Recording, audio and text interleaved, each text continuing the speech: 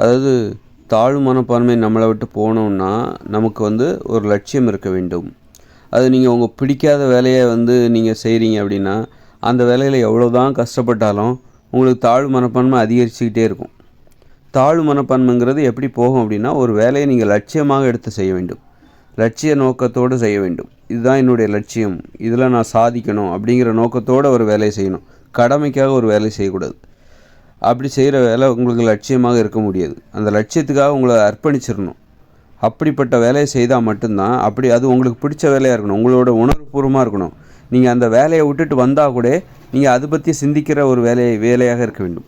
24 மணி நேரமும் நீங்கள் எதை பற்றி சிந்திக்கிறீங்க, அதுதான் உங்களுடைய லட்சியமாக இருக்க முடியும். அப்படி ஒரு வேலையை நீங்கள் செய்யாத போது உங்களுக்கு தாழ்வு மனப்பான்மை வரும். அதை கண்டுபிடிக்கணும். ஒவ்வொருத்தருக்கும் அது இருக்குது. நமக்கு என்ன பிடிக்கும், நாம் எதில் சாதிக்க முடியும் அப்படின்னு சொல்லிட்டு நீங்கள் அதில் அது பற்றின சிந்தனை, உங்கள் பேச்சு சிந்தனை எல்லாமே உங்களுடைய அந்த லட்சியம் சார்ந்ததாக இருக்க வேண்டும். உங்களுடைய தேடல் உங்கள் லட்சியம் சார்ந்ததாக இருக்கணும்.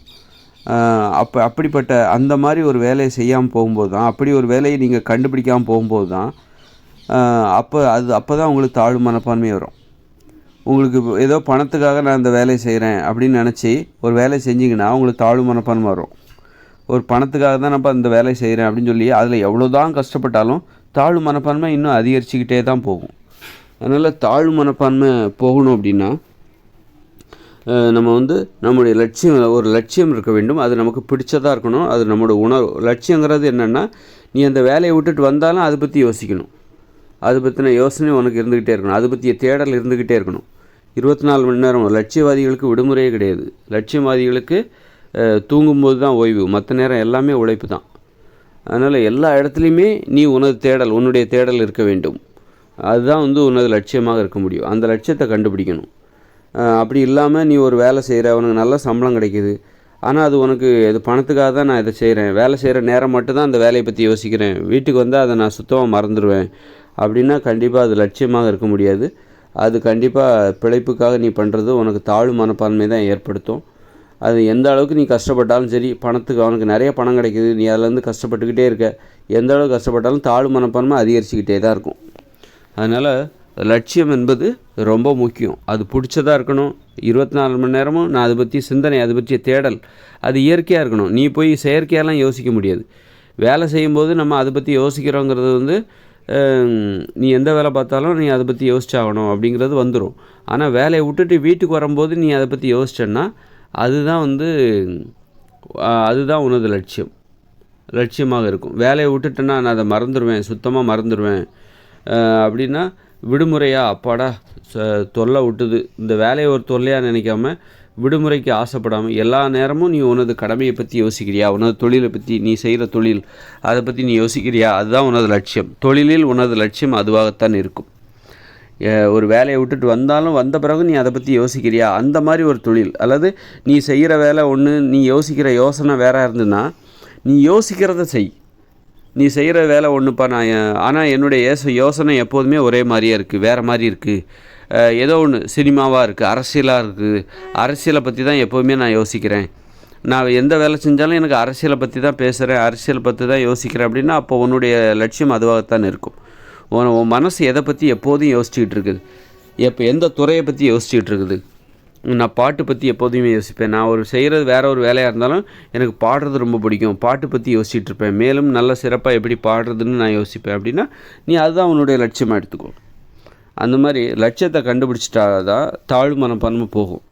நம்மளால் நம்முடைய லட்சியத்தையே கண்டுபிடிக்க முடியல, நம்முடைய விருப்பம் என்னங்கிறதே தெரிஞ்சிக்க முடியலன்னா அதுதான் தாழ்வு மனப்பான்மை, தலை குனிவது. உன் விருப்பம் என்னன்னே உனக்கு தெரியலையேப்பா அப்படின்ட்டு அப்போ தான் நமக்கு தலை குனிஞ்சு நிற்கிறோம். தாழ்வு மனப்பான்மை அப்போ தான் வரும். நம்முடைய லட்சியத்தை கண்டுபிடிக்க வேண்டும். லட்சியத்தை கண்டுபிடிச்சா மட்டும்தான் நம்மளால் கடினமாக உழைக்க முடியும், பிஸியாக வாழ முடியும். பிஸியாக இருக்கணும்னு எல்லாருக்குமே ஆசை. இந்த விஐபிகள்லாம் பாருங்கள், எப்போ பார்த்தாலும் பிஸியாக இருப்பாங்க. லட்சியவாதிகள் பார்த்திங்கன்னா எப்போ பார்த்தாலும் பிஸியாக இருப்பாங்க. அவங்கள பார்த்தா பொறாமையாக இருக்கும், என்னடா இது அவங்களுக்கு அப்போ அது மாதிரி வரணும். அப்படி எப்போவும் பிஸியாக இருக்கணும் அப்படின்னா என்ன அர்த்தம், எப்போவும் நாம் யோசிக்கிற ஒரு விஷயத்தை நம்ம தொழிலாக செய்யணும். பிஸிங்கிறது நமது மனசுக்குள்ளே இருக்குது, அதை நம்ம வெளியில் எப்படி வெளிப்படுத்துறது, நம்ம செயலாக மாற்றணும். ஒரு தொழிலாக மாற்றணும். நாம் எப்போதும் எதை நம்ம பிஸியாக எப்போதும் யோசிச்சுட்டு இருக்கோம் பார்த்தீங்களா, யோசனையில் இந்த பிஸி இருக்குது. ஆனால் நம்ம செய்கிற தொழில் வந்து அதற்கு வேறாக இருக்கிறது, அந்த யோசனைக்கு தொடர்பு இல்லாத ஒன்றாக இருக்கிறது. எப்போயுமே ஒருத்தர் வந்து சினிமா பற்றி யோசிக்கிறார், ஆனால் அவர் என்ன பண்ணுறாரு, ஒரு ஹோட்டலில் வேலை பார்த்துட்ருக்கார், அல்லது வேறு ஒரு வேலை பார்த்துட்டு ஒரு ஜவுளி கடையில் இருக்கார். ஆனால் எப்போ பார்த்தாலும் அவர் சினிமா பற்றி யோசிக்கிறார். அப்படின்னா அப்போ நீ எதை யோசிக்கிறியோ அதைத்தான் நீ செய்யணும். நீ செய்கிறத பற்றி உன் மனசு யோசிக்காது. நீ வந்து ஏதோ ஒரு வேலை செய்கிற அப்படின்னா அதை யோசனையில் எடுத்துக்காது. மனசு எதை யோசனையில் அதுக்கு என்ன பிடிக்குதோ அதை தான் யோசிக்கும். நீ செய்கிறதெல்லாம் அது யோசிக்க ஆரம்பிச்சிச்சுன்னா அப்போ இங்கே எல்லாத்துக்குமே லட்சியம் என்பது வந்துவிடும். ஏன் எல்லாருமே லட்சியவாதிகளாக இல்லைன்னா, யோசிக்கிறத செய்கிறவங்க தான் எப்போதுமே எல்லா நேரமும் யோசிக்கிறத செஞ்சவங்க தான் லட்சியவாதிகளாக இருக்கிறாங்க. யோசிக்கிறதுக்கும் அவங்க யோசிக்கிறது ஒன்றா இருக்குது, செய்கிறது ஒன்றா இருக்குது, வேறையாக இருக்குது. அவங்க தான் லட்சியவாதிகளாக இல்லாமல் பிழைப்பவாதியாக மாறிவிடுகிறார்கள். அதனால் அந்த யோசனைக்கு தகுந்த மாதிரி உன் வாழ்க்கையை மாற்று. நீ என்ன யோசிக்கிறியோ அதையே வாழ்க்கையாக மாற்று. எதை நீ வந்து எப்போதுமே யோசிக்கிறியோ, நான் எங்கே போனாலும் யோசிக்கிறியோ அதை நீ வாழ்க்கையாக மாற்று. எங்கே போனாலும் எனக்கு இப்படிப்பட்ட யோசனை தான், ஒரு அரசியல் பற்றி தான் நான் யோசிக்கிறேன், அல்லது சினிமா பற்றி தான் நான் யோசிக்கிறேன், அல்லது வந்து ஏதோ ஒன்று மருத்துவத்தை பற்றி தான் எங்கே போனாலும் நான் யோசிக்கிறேன் அப்படின்னா அதை நீ உன்னுடைய லட்சியமாக மாற்றிவிடு. எந்த செயல், நான் ஒரு வேலை செஞ்சிடறேன், நான் ஒரு சைக்கிள் கடையில் வேலை பார்க்குறேன், அல்லது நான் ஒரு ஆசிரியராக இருக்கேன், ஆனால் எனக்கு எப்போவுமே யோசனைங்கிறது இந்த மாதிரி வேறு ஒன்றாக இருக்கிறது. எப்போவுமே நான் சினிமா பற்றி யோசிக்கிறேன், அல்லது எப்போவுமே அரசியலை பற்றி யோசிக்கிறேன், அல்லது எப்போவுமே நான் வந்து மக்களுக்கு நல்ல கருத்துக்களை சொல்லணும் அப்படிங்கிறத பற்றியே யோசிக்கிறேன் அப்படின்னா, உனது யோசனை எப்போதுமே எதுவாக இருக்கிறது, எது பெரும்பான்மையாக இருக்கிறது, உனது யோசனையில் அதன் அடிப்படை சாராம்சம் எது பெரும்பான்மையாக இருக்கிறது அப்படின்னா அதையே உன்னுடைய தொழிலாக மாற்றிவிடு. அதுதான் உனக்கு. அப்போ லட்சியவாதியாக இருக்கணும்னா ரிஸ்க் எடுக்கணும், கஷ்டப்படணும், பொறுமையாக இருக்கணும், காத்திருக்கணும். பணம் வருதோ வரலையோ அதை நீ வந்து எல்லாத்தையும் தாங்கிக்கிட்டு, எல்லா இழப்புகளையும் தாங்கிக்கிட்டு, அதில் என்ன வேணாலும் வரும், ஆனால் உன்னுடைய லட்சியம்தான் உனக்கு உயர்வாக தெரிய வேண்டும். பணத்துக்காக லட்சியத்தை விட்டவங்க நிறைய பேர் இருக்காங்க. பணம் கிடைக்குது, பிழைப்பு தான் முக்கியம் அப்படின்னு சொல்லிட்டு லட்சியத்தை தூக்கி ஓரமாக வச்சவங்க நிறைய பேர் இருக்காங்க. பிழைப்பு தான் முக்கியம், பணம் தான் முக்கியம் அப்படின்னு சொல்லிட்டு அவங்களுக்குன்னு ஒரு விருப்பம் இருக்கும். எப்போ பார்த்தாலும் அவங்ககிட்ட ஒரு யோசனை இருக்கும். அந்த யோசனைக்கு முக்கியத்துவம் கொடுக்காம இப்போ வருகிற ஒரு தற்காலிக ஒரு வாழ்க்கைக்காக, பணத்துக்காக அவங்க தங்களுடைய பிழைப்புவாதியாக மாற்றிருப்பாங்க. அப்போ அது அவங்களுக்கு தாழ்வு மனப்பான்மை ஏற்படுத்திக்கிட்டே இருக்கும்.